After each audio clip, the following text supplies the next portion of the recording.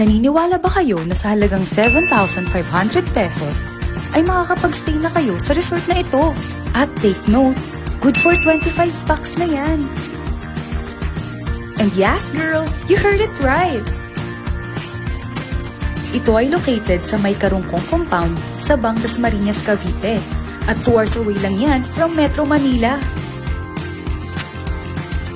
At pagpasok mo nga dito, ay bubungad na agad sa iyo ang magandang gazebo na may long dining table na perfect place para sa inuman yung magtotropa.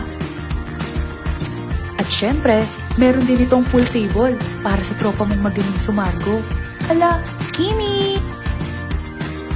Meron din itong pool na 4 feet ang lalim which is perfect para sa mga kasama niyong kids. At dahil Pinoy tayo, syempre, hindi mawawala ang video okay. At sa tabi nga lang yan, makikita mo na ang stove at refrigerator na perfect para sa mga lulutuin nyo. Sa pag-akyat mo naman, ay bubungad na sa'yo ang napakalaking room.